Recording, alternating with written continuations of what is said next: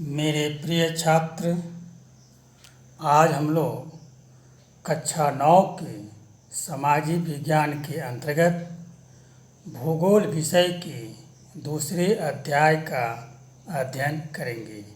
दूसरा अध्याय का नाम है भारत का भौतिक स्वरूप। तो आए हम लोग भारत के भौतिक स्वरूप के बारे में जानने का प्रयास करें।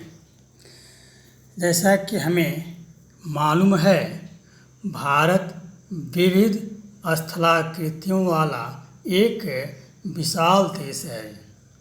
यहाँ प्रत्येक प्रकार के भू आकृतियाँ पाई जाती हैं, जैसे पर्वत, मैदान, मरुस्थल, पठार और द्वीप समूह।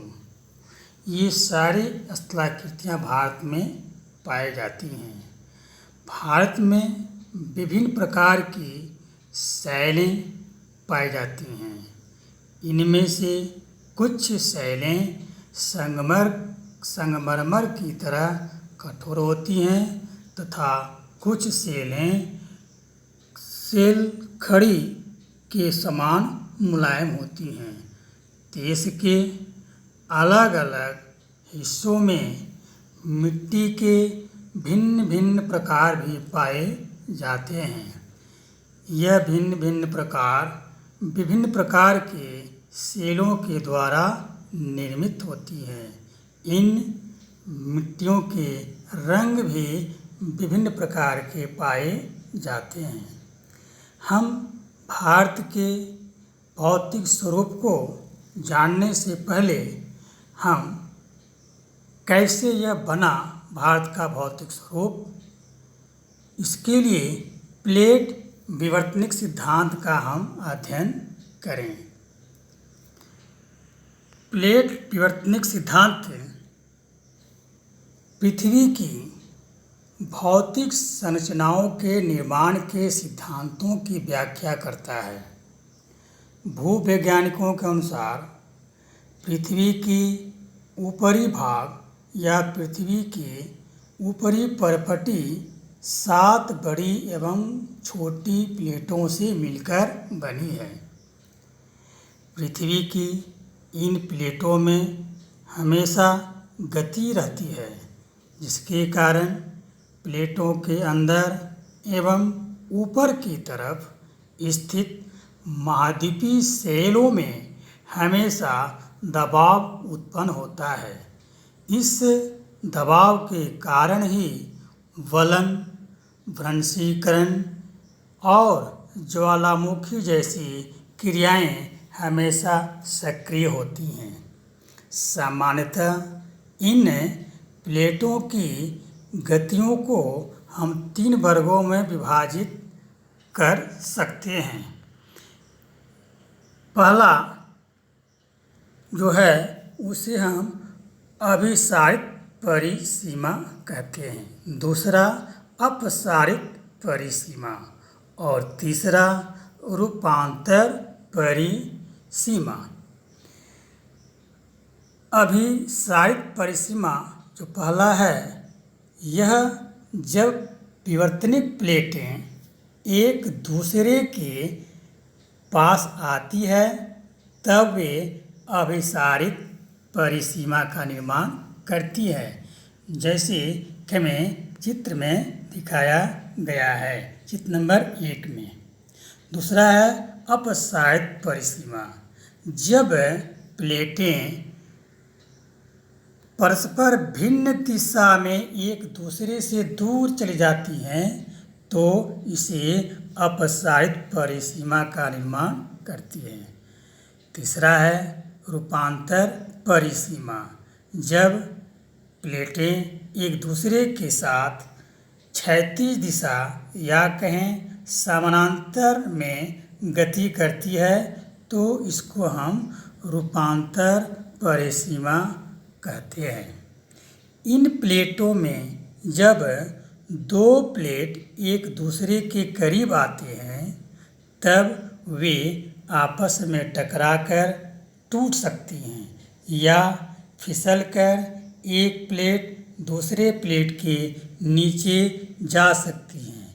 इन प्लेटों में गति के कारण ही महाद्वीपों की स्थिति तथा उसके आकार में हमेशा परिवर्तन होता रहता है।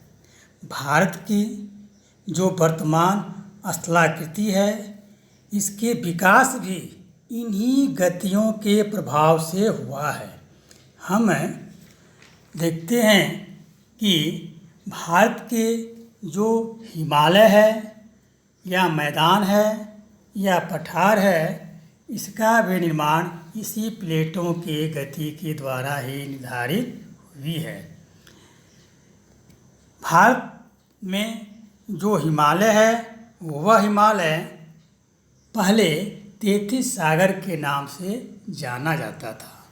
तैतीस सागर के उत्तर में अंगारा लैंड तथा दक्षिण में गोंडवाना लैंड हुआ करता था। इन दोनों बृहद भूमि के बीच में तैतीस नाम का सागर था।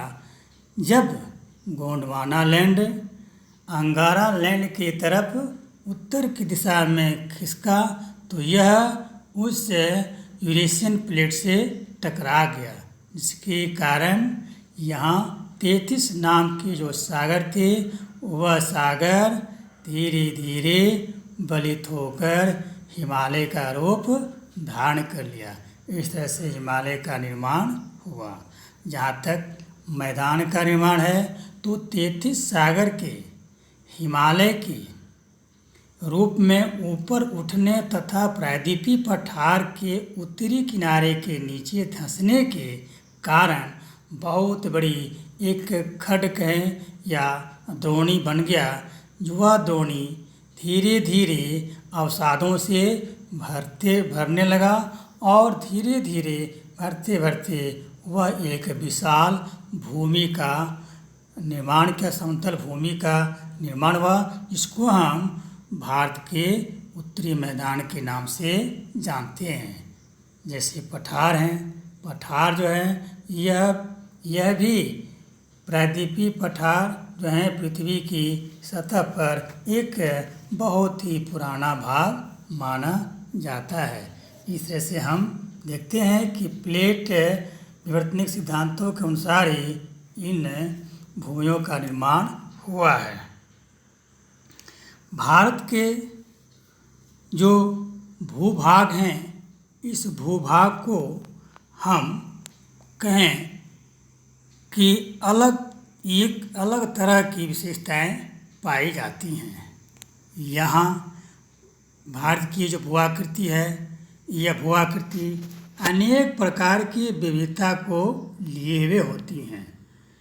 संपूर्ण भूक्षेत्र के भारत के संपूर्ण भूक्षेत्र के 11% भाग पर पर्वत, 18% भाग पर पहाड़ें, 28% भाग पर पठारें तथा 43% भाग पर मैदानी क्षेत्र पाए जाते हैं। भारत के भौतिक आकृतियों को हम 5-6 प्रकार में विभाजित करते हैं। पहला है हिमालय पर्वत श्रृंखला, दूसरा है उत्तरी मैदान, तीसरा है प्रायद्वीपीय पठार, चौथा है भारतीय मरुस्थल, पांचवा है तटीय मैदान और छठा है द्वीप समूह। सर्वप्रथम हम हिमालय पर्वत के श्रृंखलाओं का अध्ययन करेंगे।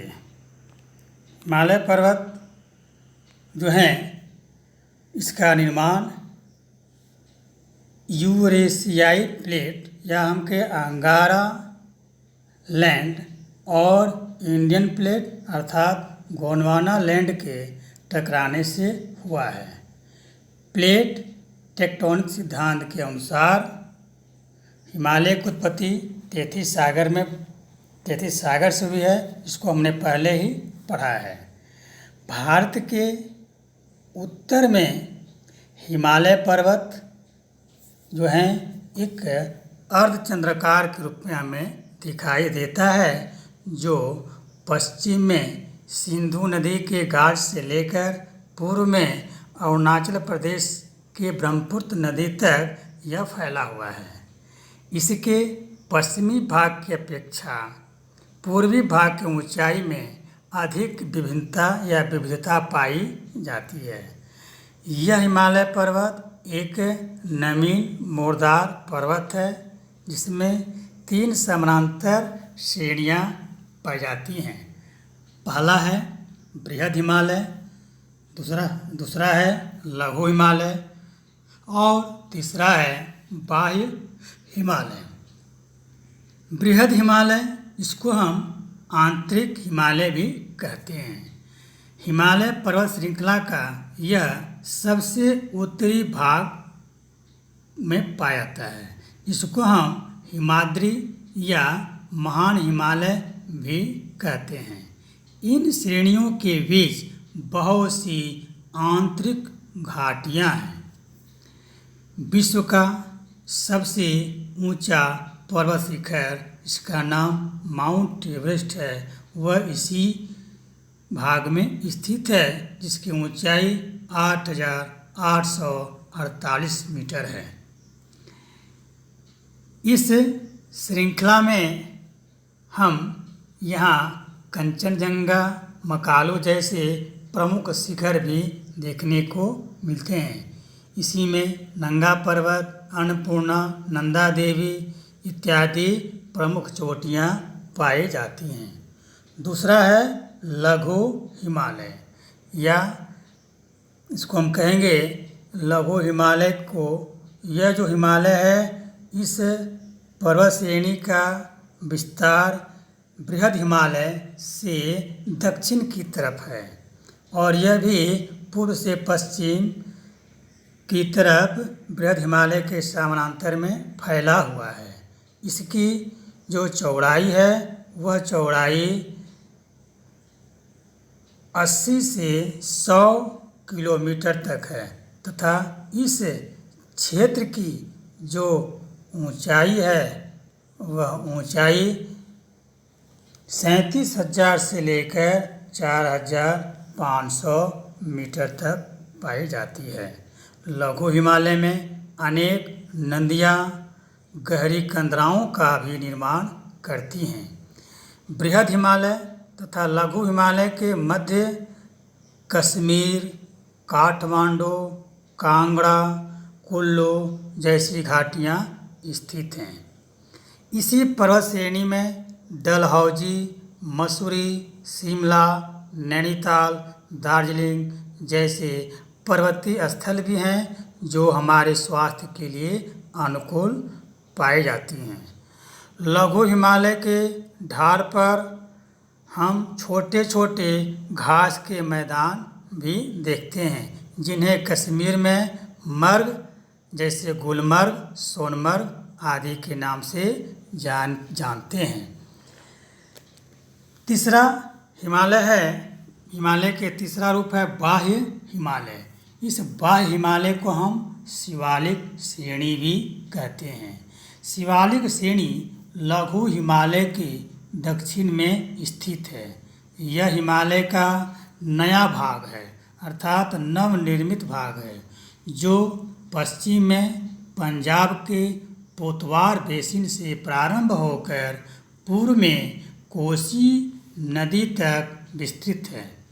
यह श्रेणी हिमाचल प्रदेश एवं पंजाब में अधिक चौड़ी है, जबकि पूर्व में यह क्रमशः संकरी होती जाती है। इन पर्वतों का निर्माण जलोढ़ अवसादों से हुआ है। यह बाह्य हिमालय सबसे कम ऊंचाई की पर्वत श्रृंखला जानी जाती है। इसमें सघन वन तथा कृषि योग्य भूमियाँ पाई जाती हैं। इसी भूमि पर सीढ़ीनुमा खेत बनाकर खेती की जाती है तथा यहाँ पशुपालन यहाँ के निवासियों का मुख्य जीविका माना जाता है। शिवालिक श्रेणी अर्थात बाह्य हिमालय की औसत जो ऊंचाई है वह औसत ऊंचाई 900 से 1100 मीटर तक पाई जाती है। शिवालिक को लघु हिमालय से अलग करने वाली घाटियों को पश्चिम में हम दून के नाम से जानते हैं, जैसे देहरादून। पूर्व में इसको हम द्वार के नाम से जानते हैं, जैसे हरिद्वार। इसके अलावा भी यहाँ पर कई तरह के प्राकृतिक रूप पाए जाते हैं। हिमालय को हम क्षेत्रीय विभाजन के तौर पर भी बांट सकते हैं। हिमालय का क्षेत्रीय विभाजन करने के लिए हम इसको उत्तर दक्षिण के अतिरिक्त हिमालय को पश्चिम से पूर्व तक स्थित क्षेत्रों के आधार पर भी विभाजित करते हैं। हम हिमालय को क्षेत्रों के आधार पर पंजाब हिमालय, कुमायूं हिमालय, असम हिमालय और पूर्वी हिमालय के रूप में जानते हैं। पंजाब सतलुज एवं सिंधु नदी के बीच हिमालय को हम पंजाब हिमालय के रूप में कहते हैं और इसके आगे सतलुज तथा काली नदियों के बीच स्थित हिमालय को हम कुमायूं हिमालय के नाम से जानते हैं। उसके और पूर्व काली और तीस्ता नदी के बीच के क्षेत्र को हम नेपाल हिमालय के रूप में जानते हैं और उसके पूर्व चलेंगे तो हमें तीस्ता एवं दिहांग नदी के बीच के जो क्षेत्र हैं उसको हम असम हिमालय के रूप में हम जानते हैं। और सबसे जो पूर्वी हिमालय है इनको पूर्वांचल या पूर्वी पहाड़ियों का भी पूर्वी पहाड़ियों वाला भी क्षेत्र कहते हैं। प्रायः ये पहाड़ियाँ बलुआ पत्थर की होती हैं। ये पहाड़ियाँ भारत के उत्तर पूर्वी राज्यों से होकर गुजरती हैं। ये सघन वन के क्षेत्र के रूप में पाए जाते हैं। पटकाई, नागा, मेजो एवं मणिपुर यहाँ की महत्वपूर्ण पहाड़ियाँ पाई जाती हैं। अब हम अध्ययन करेंगे भारत के उत्तरी मैदान के बारे में। उत्तरी मैदान, भारत के उत्तरी मैदान की जो स्थिति है वह स्थिति हिमालय पर्वत श्रेणी और प्रायद्वीपीय भारत के बीच स्थित है। इस मैदान की गणना संसार के सर्वाधिक उपजाऊ एवं सघन जनसंख्या वाले प्रदेशों में की जाती है। इस मैदान की पूर्वी सीमा का निर्धारण असम स्थित पूर्वी हिमालय से तथा पश्चिमी सीमा का निर्धारण पाकिस्तान से होता है।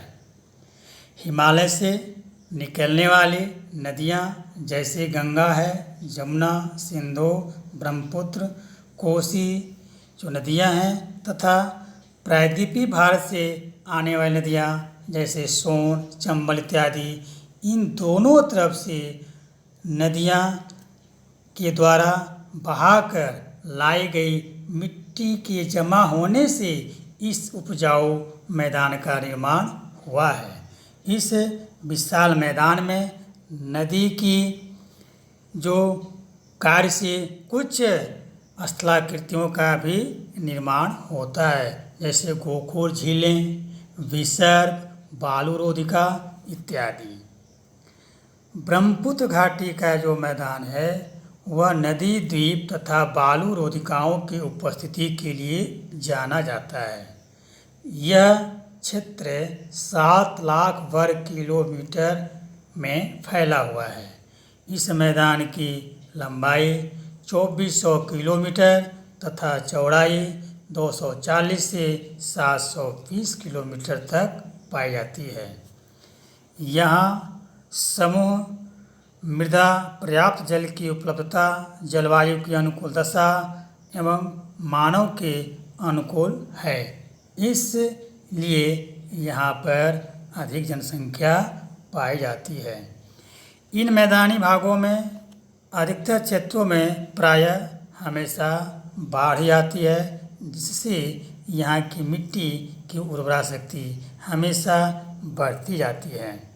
यह मैदान मुख्य रूप से उत्तरी राजस्थान, पंजाब, हरियाणा, दिल्ली, उत्तर प्रदेश, बिहार, पश्चिम बंगाल तथा असम राज्यों तक फैला हुआ है। हम इस उत्तरी मैदान को भौगोलिक विशेषताओं के आधार पर बांटते हैं। भौगोलिक विशेषताओं के आधार पर इसे भाबर मैदान, तराई मैदान, बांगर का मैदान और खादर का मैदान के रूप में हम जानते हैं। जहाँ तक भाबर का मैदान है तो यह मैदान शिवालिक पर्वत श्रेणी के गिरिपादों में स्थित है, अर्थात उसके ठीक दक्षिण की तरफ यह स्थित है। हिमालय से उतरते समय जो नदियाँ हैं, इन मैदानी भागों में आते समय अवसादों और कंकर पत्थरों का अपना निक्षेपण करती हैं, जिसे हम भाबर कहते हैं।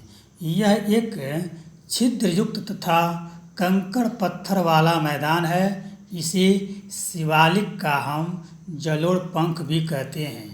इस प्रदेश से होकर बहने वाली नदियाँ विलुप्त हो जाती हैं। इसका मुख्य कारण कंकड़ पत्थर की अधिक समृद्धता है। इसके कारण नीचे बहती हुई नदियाँ नहीं दिखाई देती हैं। दूसरा है तराई मैदान। तराई प्रदेश का विस्तार भाबर प्रदेश के ठीक दक्षिण दिशा में है। यह बहुत ही महीन रेत एवं चिकनी मिट्टी का निक्षेप वाला मैदान पाया जाता है। भाबर में जो विलुप्त हुई नदियाँ इस तराई प्रदेश में दिखाई देती हैं। ये नदियाँ एक दलदल क्षेत्र का निर्माण करती हैं, जिसे हम तराई कहते हैं। यह प्रदेश घने वनों से ढका था, जिसे वर्तमान में काटकर लोग कृषि के लिए भूमि तैयार किए हैं। तीसरा है बांगर का मैदान। यह जो मैदान है, यह उत्तरी मैदान के अंतर्गत पाए जाते हैं। यह प्राचीन जलोढ़ से निर्मित मैदान है।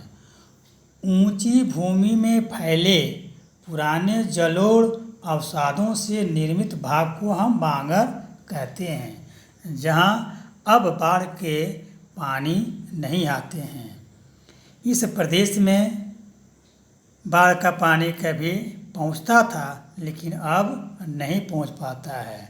बांगर प्रदेश का विस्तार मुख्यतः दो नदियों के बीच के भागों में पाया जाता है, जैसे गंगा जमुना के बीच के दोआब या सतलज के मैदान, तो हम इसको कहते हैं।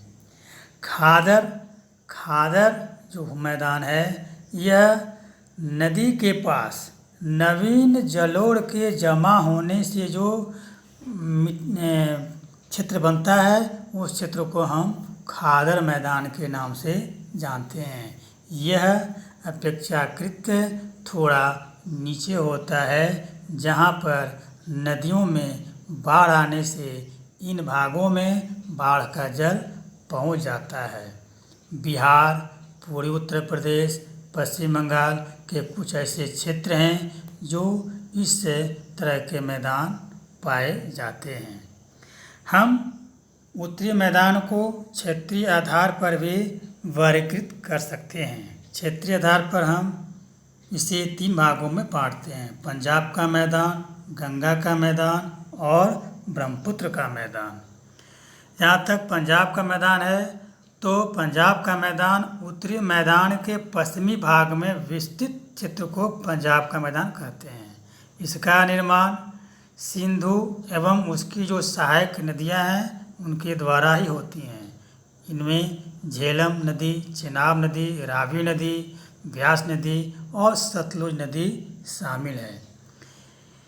भारत में यह मैदान मुख्य रूप से पंजाब और हरियाणा राज्यों तक फैला हुआ है। दूसरा है गंगा का मैदान। इस मैदान का विस्तार हम उत्तर प्रदेश राज्य, बिहार और पश्चिम बंगाल तक के राज्यों में हम देखते हैं। उत्तर प्रदेश में गंगा के उत्तरी मैदान को 2 भागों में यह विभाजित करते हैं। पश्चिम भाग रोहिलखंड का मैदान कहलाता है, जबकि पूर्ववर्ती भाग को हम अवध का मैदान कहते हैं। इस गंगा नदी के उद्गम से और अंत तक यह जो मैदान है, इस मैदान को हम 3 भागों में बांटते हैं। पहला है ऊपरी गंगा, जो दिल्ली से इलाहाबाद तक फैला हुआ है। दूसरा है मध्य गंगा, जो इलाहाबाद से भागलपुर तक फैला हुआ है। और तीसरा है निम्न गंगा, जो पश्चिम बंगाल तक यह फैला हुआ है। इस तरह से हम गंगा के मैदान को हम अध्ययन कर सकते हैं। तीसरा है ब्रह्मपुत्र का मैदान। यह मैदान हिमालय पर्वत एवं मेघालय के पठार के बीच लगभग 650 किलोमीटर की लंबाई में यह फैला हुआ है। ब्रह्मपुत्र एवं उसकी सहायक नदियों के द्वारा इस मैदान का निर्माण हुआ है। यह मैदान उत्तर पूर्व एवं दक्षिण में पर्वतों से घिरा हुआ है।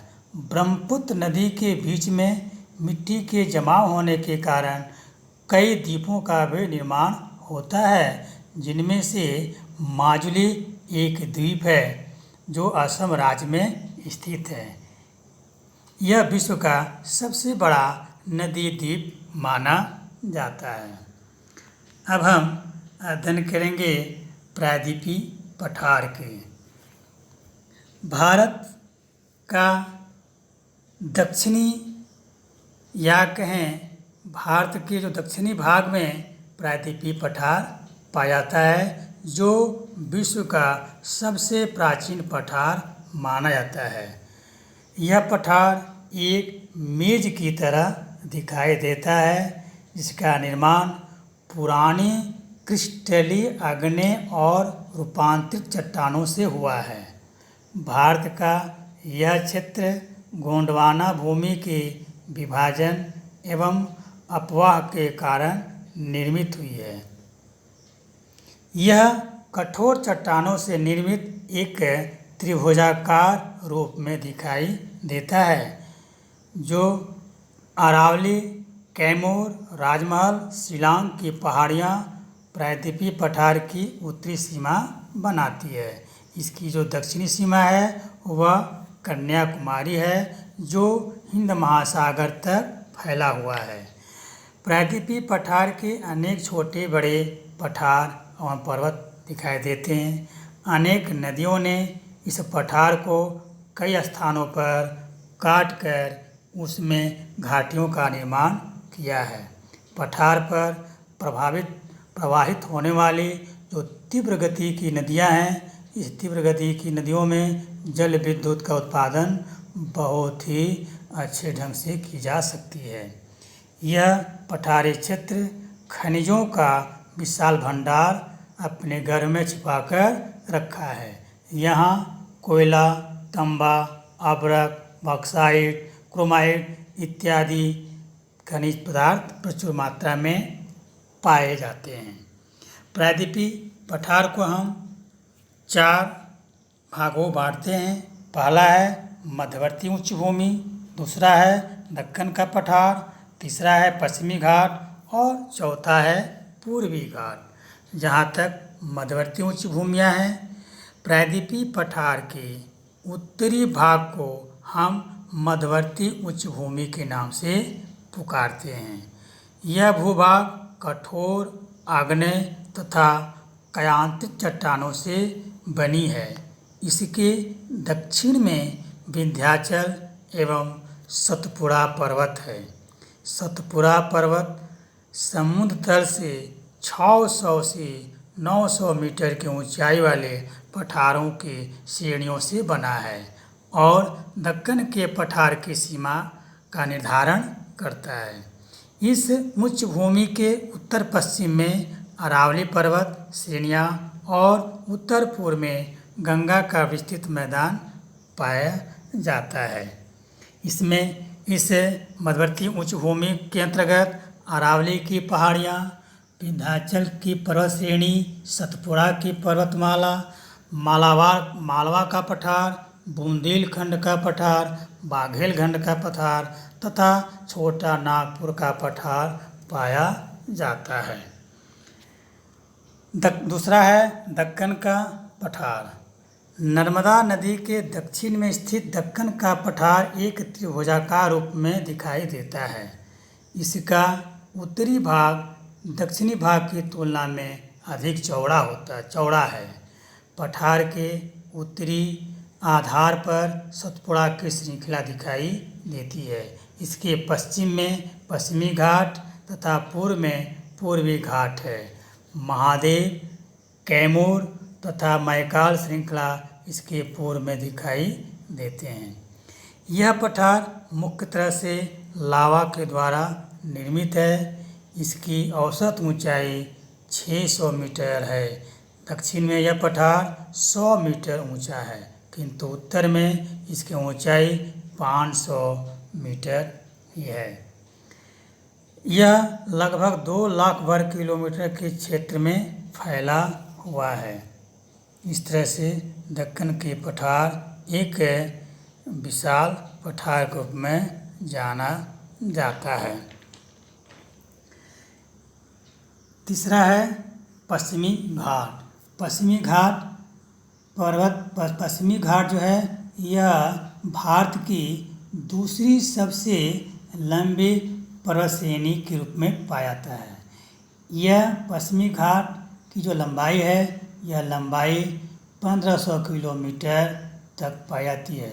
पश्चिमी घाट पर्वत का फैलाव ताप्ती नदी घाटी से नीलगिरी पहाड़ी तक है। पश्चिमी घाट पर्वत को हम सह्याद्री के नाम से भी जानते हैं। नीलगिरी पहाड़ी एक स्थलाकृतिक गांठ है जहां पूर्वी घाट पर्वत एवं पश्चिमी घाट पर्वत आकर मिलते हैं।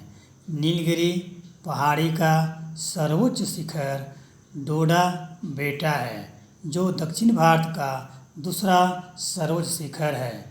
दक्षिण भारत का जो सर्वोच्च शिखर है उसका नाम अन्नाई मोड्डी है, जो 2696 मीटर पाई जाती है।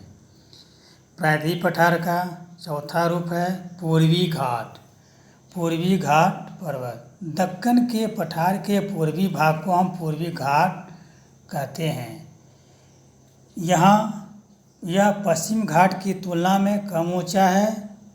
इस पर्वत श्रृंखला का विस्तार उड़ीसा से तमिलनाडु तक है। पश्चिम घाट पर्वत की तुलना में इस घाट का आपर्दन अधिक हुआ है, जिसके कारण इसकी जो क्रमबद्धता है अर्थात इसकी श्रृंखला है वह टूटी हुई दिखाई देती है। गोदावरी और कृष्णा जैसी नदियों ने इसे जगह जगह पर काटकर काफ़ी चौड़ी घाटियों का निर्माण किया है। पूर्वी घाट का सर्वोच्च शिखर अगर देखा जाए तो विशाखापट्टनम की चोटी है। इसका दूसरा सर्वोच्च शिखर महेंद्रगिरी है। अब हम भारत के मरुस्थल का अध्ययन करेंगे। हमारे देश के भौगोलिक जो विभाजन है उस भौगोलिक विभाजन में मरुस्थलीय भाग का प्रमुख स्थान माना जाता है। यह अरावली पर्वत के पश्चिमी किनारे पर स्थित है, जिसे हम थार का मरुस्थल भी कहते हैं। यह भाग बालू के टिब्बों से ढका हुआ एक तरंगित मैदान है। यह मरुस्थल भारत के राजस्थान राज्य में मुख्य रूप से फैला हुआ है, जबकि इसका छोटा सा भाग हरियाणा, पंजाब और गुजरात में भी देखने को मिलता है। वरकाण यहाँ की एक स्थलाकृति है जो अर्धचंद्राकार के रूप में बालू के टीले के रूप में दिखाई देती है। बारकान का विस्तार मरुस्थल के बहुत अधिक क्षेत्रों पर देखने को मिलता है। यह टीले राजस्थान के जैसलमेर में मुख्य रूप से देखे जा सकते हैं। यहाँ के ये बालू के टीले होते हैं वे लंबवत टीले पाए जाते हैं।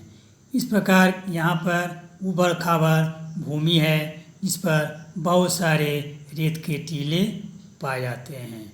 यहाँ पर वार्षिक वर्षा बहुत ही कम होती है, लगभग 150 मिलीमीटर तक की होती है। इस कारण इस भाग को हम इसे मरुस्थल का नाम देते हैं। यहाँ की नदियाँ जो हैं वह बहुत अल्पकालीन होती हैं। ये नदियाँ बरसात के समय में दिखाई देती हैं और वाष्पीकरण के कारण यह नदियाँ मरुस्थल में ही सूख जाती हैं। इनमें लूनी नदी जो है प्रमुख मानी जाती हैं। यहाँ के जो पेड़ पौधे हैं इनमें मुख्य रूप से कैक्टस, नागफनी अर्थात कांटीले झाड़ियाँ ही यहाँ पर ज़्यादा मिलते हैं। यहाँ वनस्पति का अभाव है, इसलिए यहाँ हर समय धूल भरी आंधियाँ चला करती हैं। अब हम तटीय मैदान के बारे में अध्ययन करेंगे जो भारत के जो भौतिक स्वरूप के 5वां रूप मिलता है। तटीय मैदान प्रायद्वीपीय पठार के दोनों ओर पूर्वी घाट तथा पश्चिमी घाट एवं सागर के दोनों तटों के बीच जो मैदान पतली पट्टी के रूप में विस्तृत है उसी को हम तटीय मैदान कहते हैं। तटीय मैदानों को हम 2 भागों में बांटते हैं। पहला है पश्चिमी तटीय मैदान और दूसरा है पूर्वी तटीय मैदान। पश्चिमी तटीय मैदान जलमग्न तटीय मैदानों के उदाहरण हैं। जलमग्न होने के कारण यह मैदान बहुत संकीर्ण पट्टी के रूप में दिखाई देता है।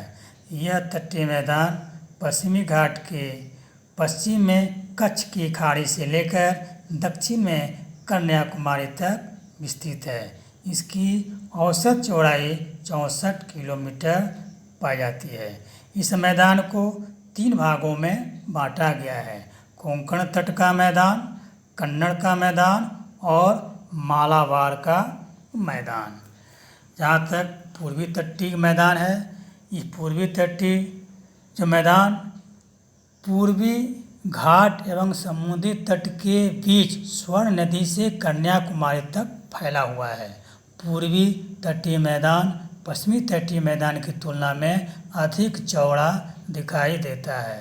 इसका मुख्य कारण है गोदावरी, कृष्णा एवं कावेरी जैसी नदियों द्वारा डेल्टा का निर्माण करना। डेल्टा का निर्माण करने से यहाँ पर चौड़ी भूमि दिखाई देती है। यह एक यहाँ पर देखा जाए तो डेल्टाई झील बहुत ज़्यादा हमको यहाँ पर देखने को मिलते हैं। चिल्का झील, पुलिकट झील यहाँ पर मुख्य रूप से पाए जाते हैं। चिल्का झील उड़ीसा में है और पुलिकट झील जो है वह आंध्र प्रदेश में पाए जाते हैं। इस तरह से हम कह सकते हैं कि तमिलनाडु का जो पूर्वी तट है इसको हम कोरोमंडल तट कहते हैं, जबकि गोदावरी और महानदी के बीच की जो पूर्वी तटीय मैदान है उसे हम उत्तरी सरकार के नाम से भी जानते हैं। अब हम देखें द्वीप समूह। यह भारत के भौतिक स्वरूप में 6ठा द्वीप समूह आता है। भारत में जो मुख्य भूमि है, इस मुख्य भूमि के अतिरिक्त समुद्रों के बीच, सागरों के बीच जो भारतीय भूभाग हैं वे द्वीप समूह के रूप में जाने जाते हैं। इसमें यह द्वीप समूह जो हैं वह 2 भागों में बांटा गया है। एक है लक्षद्वीप समूह और दूसरा है अंडमान निकोबार द्वीप समूह। लक्षद्वीप समूह का हम अरब सागरीय द्वीप समूह भी कह सकते हैं। उसी तरह से अंडमान निकोबार द्वीप समूह को हम बंगाल की खाड़ी के द्वीप समूह भी कह सकते हैं। लक्षद्वीप समूह जो है, यह समूह 43 द्वीपों का समूह है। लक्षद्वीप का क्षेत्रफल 32 वर्ग किलोमीटर तक पाया जाता है। इस द्वीप समूह का मुख्य स्थल केरल तट के पश्चिम में स्थित है। इन द्वीपों को हम आकृति के रूप में देखते हैं कि अर्धचंद्राकार के रूप में हमें दिखाई देता है। इस द्वीप समूह को पहले लंका द्वीप कहा जाता था। वर्ष 1973 से इस द्वीप समूह का नाम लक्षद्वीप रखा गया। लक्षद्वीप का जो निर्माण हुआ है वह प्रवाल भित्ति के द्वारा निर्मित है।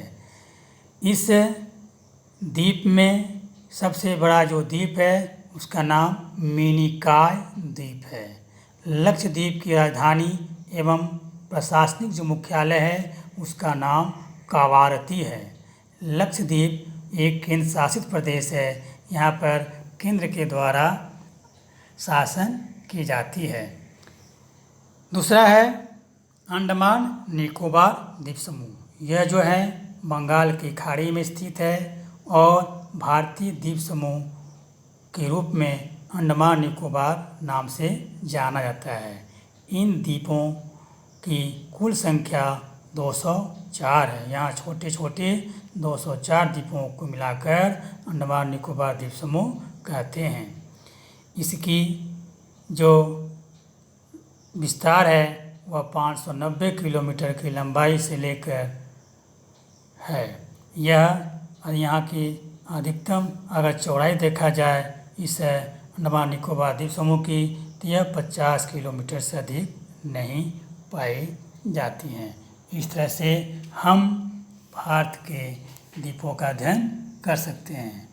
ये जो द्वीप हैं अंडमान निकोबार द्वीप समूह, इसमें एक द्वीप है जिसका नाम बैरन द्वीप है।